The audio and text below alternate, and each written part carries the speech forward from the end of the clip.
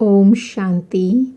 आज के बाबा के साकार महावाक्य हैं 31 दिसंबर 2020। बाबा बोले, मीठे बच्चे, तुम्हारी यह ईश्वरीय मिशन है। तुम सबको ईश्वर का बनाकर उन्हें बेहद का वर्षा दिलाते हो। आज प्रश्न है, कर्म इंद्रियों की चंचलता समाप्त कब होगी?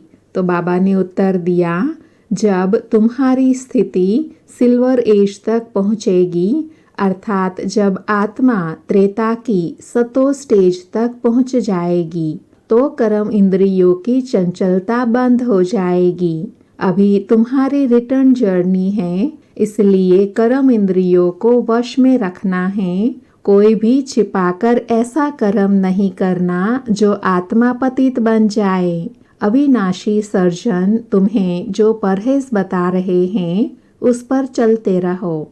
आज मुरली में गीत हैं, मुखड़ा देख ले प्राणी जरा दर्पण में। ओम शांति।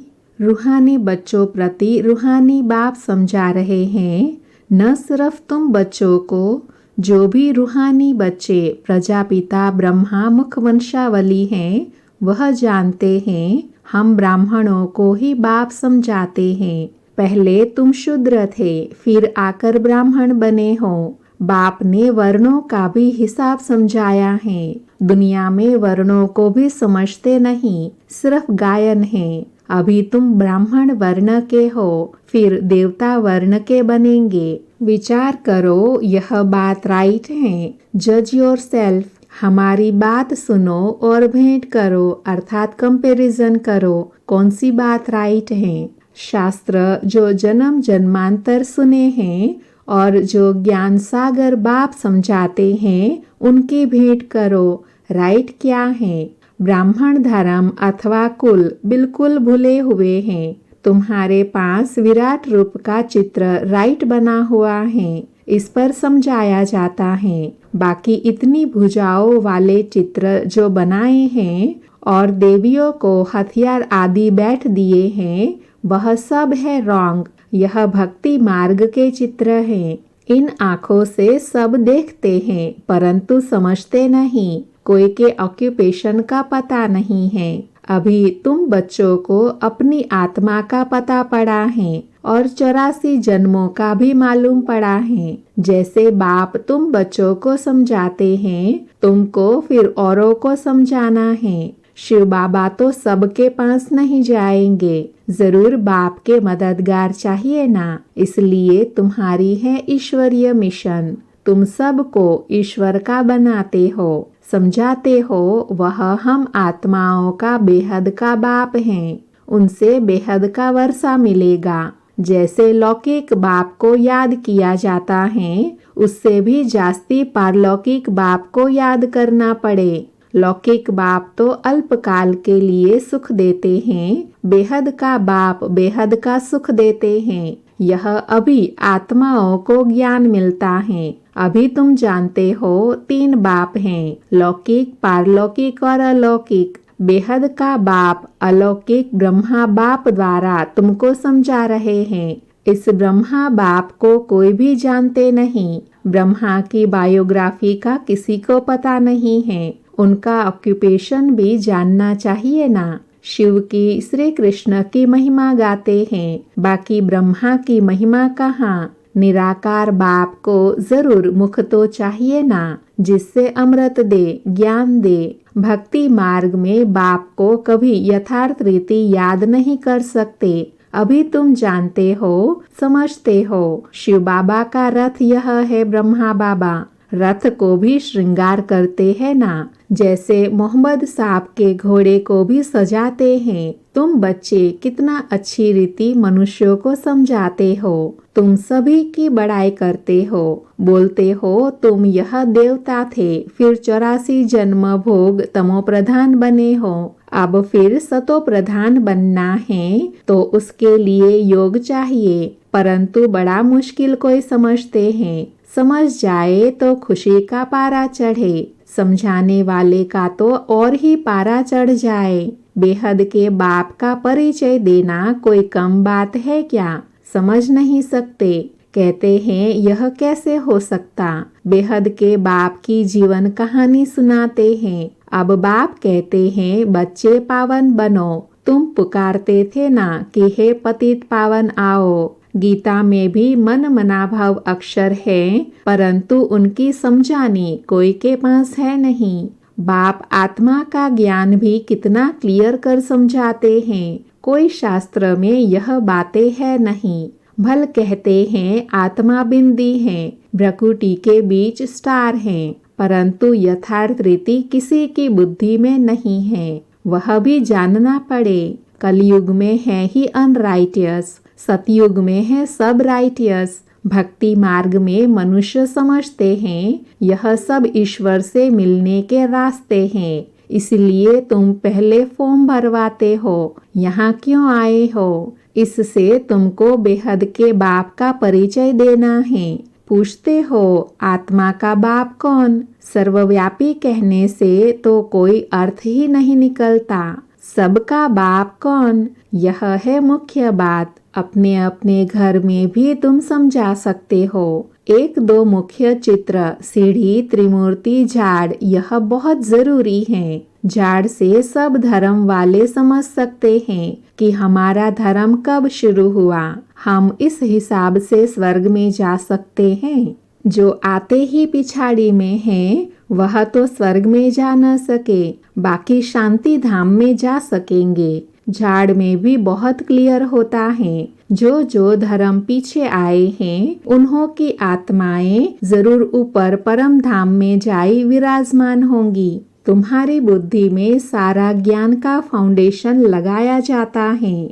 बाप कहते हैं आदि सनातन देवी देवता धर्म का सैपलिंग तो लगा, फिर झाड़ के पत्ते भी तुमको बनाने हैं। पत्ते बिगर तो झाड़ होता नहीं, इसलिए बाबा पुरुषार्थ कराते रहते हैं आप समान बनाने के लिए। और धर्म वालों को पत्ते नहीं बनाने पड़ते हैं, वह तो ऊपर से आते हैं, फाउंडेशन लगाते हैं, फिर पत्ते पीछे ऊपर से आते जाते हैं। तुम फिर झाड़ की वृद्धि के लिए यह प्रदर्शनी आदि करते हो, इससे पत्ते लगते हैं, अर्थात नई आत्माएं आती हैं ज्ञान में। फिर तूफान आने से गिर पड़ते हैं, मुरझा जाते हैं। यह आदि सनातन देवी देवता धर्म की स्थापना हो रही है। इसमें लड़ाई आदि की कोई बात नहीं, सिर्फ बाप को याद करना और कराना है। तुम सबको कहते हो और जो भी रचना है उनको छोड़ो।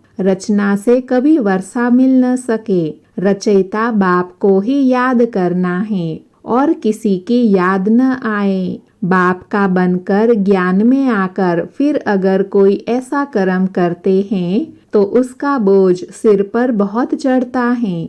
बाप पावन बनाने आते हैं और फिर ऐसा कुछ काम करते हैं तो और ही पतित बन पड़ते हैं। इसलिए बाबा कहते हैं ऐसा कोई काम नहीं करो जो घाटा पड़े। बाप की ग्लानि होती है ना, ऐसा कर्म नहीं करो जो विकर्म जास्ती हो जाए। परहेज भी रखनी है, दवाई में भी परहेज रखी जाती है। डॉक्टर कहे यह खटाई आदि नहीं खाना है तो मानना चाहिए। कर्म इंद्रियों को वश करना पड़ता है। अगर छिपा कर खाते रहेंगे तो फिर दवाई का असर नहीं होगा। इसको कहा जाता है आसक्ति। बाप भी शिक्षा देते हैं यह नहीं करो। सर्जन है ना, लिखते हैं बाबा मन में संकल्प बहुत आते हैं, खबरदार रहना। गंदे स्वप्न, मनसा में संकल्प आदि बहुत आएंगे, इससे डरना नहीं है। सतयुग त्रेता में यह बातें होती नहीं। तुम जितना आगे नजदीक होते जाएंगे, सिल्वर एज तक पहुँचेंगे, तब कर्म इंद्रियों की चंचलता बंद हो जाएंगी, कर्म इंद्रिया वश हो जाएंगी। सतयुग त्रेता में वश थी ना, जब उस त्रेता की अवस्था तक आओ तब वश होगी। फिर सतयुग की अवस्था में आएंगे तो सतो प्रधान बन जाएंगे। फिर सब कर्म इंद्रिया पूरी वश हो जाएंगी। कर्म इंद्रिया वश थी ना, नई बात थोड़े ही हैं।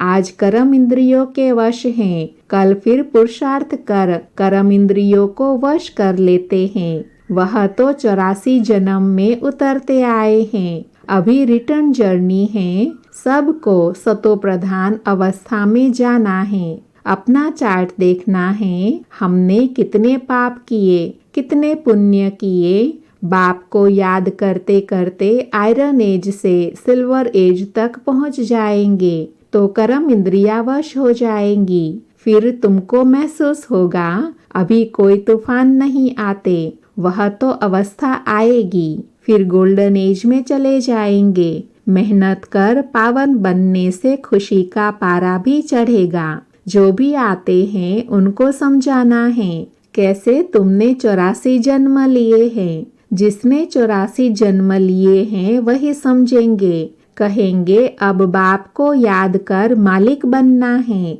84 जन्म नहीं समझते हो तो शायद राजाई के मालिक नहीं बने होंगे।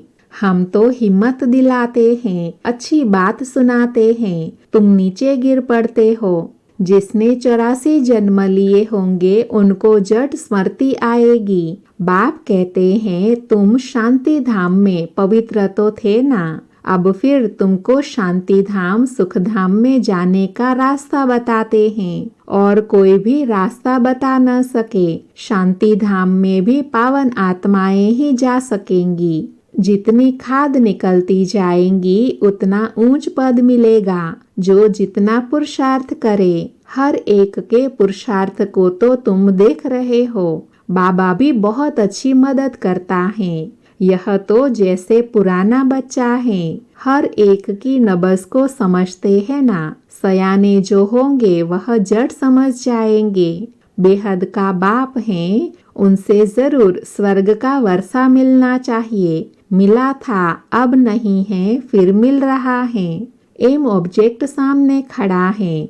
बाप ने जब स्वर्ग की स्थापना की थी तुम स्वर्ग के मालिक थे। फिर 84 जन्म ले नीचे उतरते आए हो। अभी यह है तुम्हारा अंतिम जन्म। हिस्ट्री रिपीट तो जरूर करेंगी ना। तुम सारा 84 का हिसाब बताते हो। जितना समझेंगे उतना पत्ते बनते जाएंगे। तुम भी बहुतों को आप समान बनाते हो ना। तुम कहेंगे हम आए हैं सारे विश्व को माया की जंजीरों से छुड़ाने।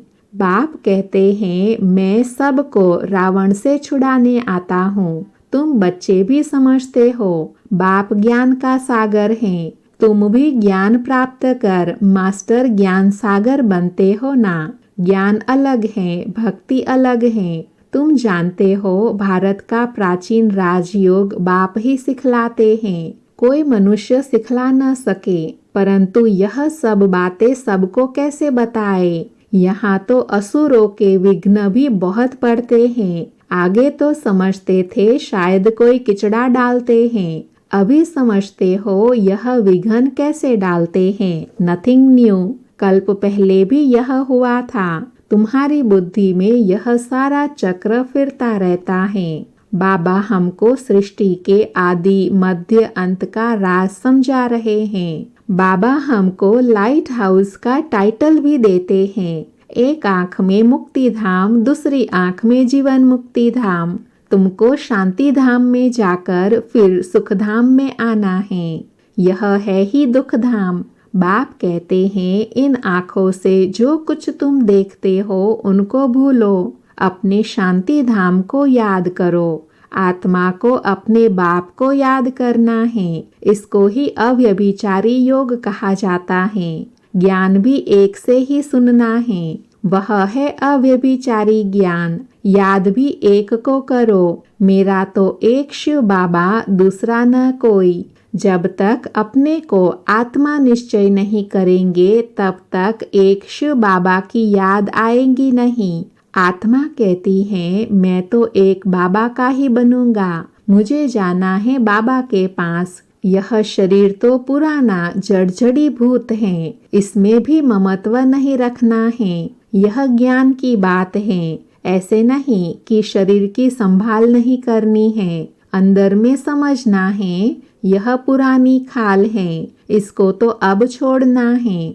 तुम्हारा है बेहद का संन्यास, वह तो जंगल में जाते हैं, तुमको घर में रहते याद में रहना है। याद में रहते रहते तुम भी शरीर छोड़ सकते हो। कहाँ भी रहो तुम बाप को याद करो। याद में रहेंगे स्वदर्शन चक्रधारी बनेंगे तो कहाँ भी रहते तुम ऊंच पद पा सकते हो। जितना इंडिविजुअल अर्थात अपनी मेहनत करेंगे उतना ऊंच पद पाएंगे। घर में रहते भी याद की यात्रा में रहना है। अभी फाइनल रिजल्ट में थोड़ा टाइम पड़ा है, फिर नई दुनिया की तैयारी चाहिए ना। अभी कर्मातीत अवस्था हो जाए तो सूक्ष्म वतन में रहना पड़े। सूक्ष्म वतन में रहकर भी फिर जन्म लेना पड़ता है।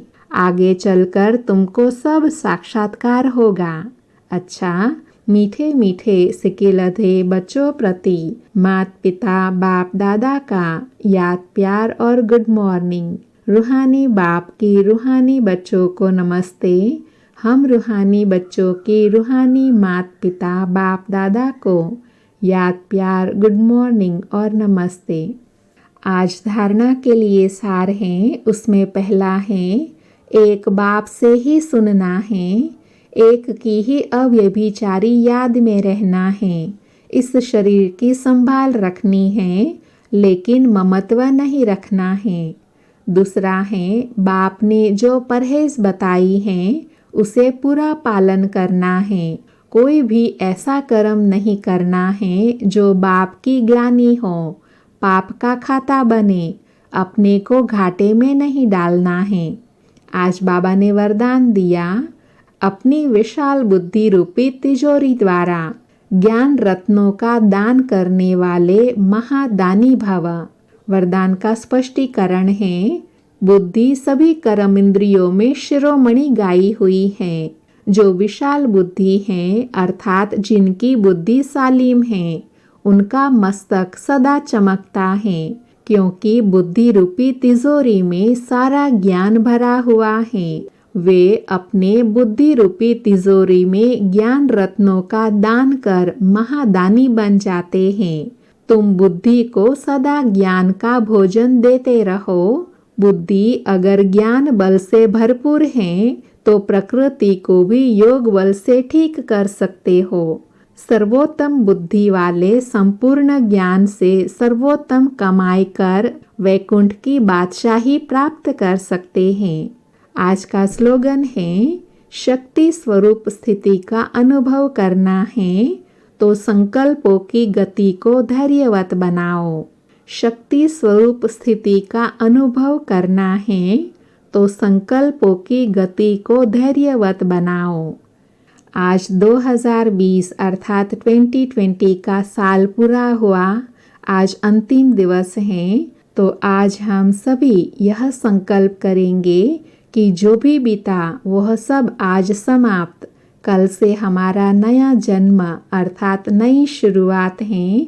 नई सोच, नए संकल्प, नए विचार के साथ नया साल मनाएंगे। स्वागत है नववर्ष तुम्हारा, अभिनंदन नववर्ष तुम्हारा। देकर नवल प्रभात विश्व को, हरो त्रस्त जगत का अंधियारा। हर मन को दो तुम नई आशा, बोले लोग प्रेम की भाषा। समझे जीवन की सच्चाई, पाटे सब कटुता की खाई। जन जन में सद्भाव जगे और घर घर में फैले आत्मीय ज्ञान का उजियारा। घर घर में फैले आत्मीय ज्ञान उजियारा। सभी भाई बहनों को happy new year. Om Shanti.